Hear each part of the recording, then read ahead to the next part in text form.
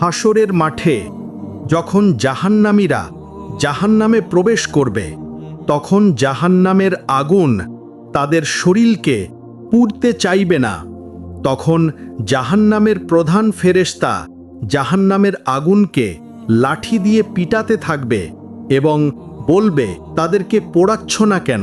তখন জাহান্নামের আগুন বলবে, যে ব্যক্তি লা ইলাহা ইল্লাল্লাহ এই কালেমাটি পাঠ করেছে এবং তার ওপর বিশ্বাস করেছে, তাদেরকে পোড়ানোর ক্ষমতা আমার নেই।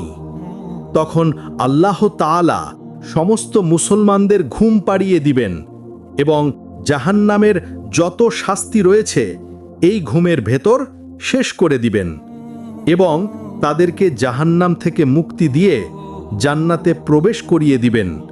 এটাই হলো শেষ নবীর উম্মতের মর্যাদা।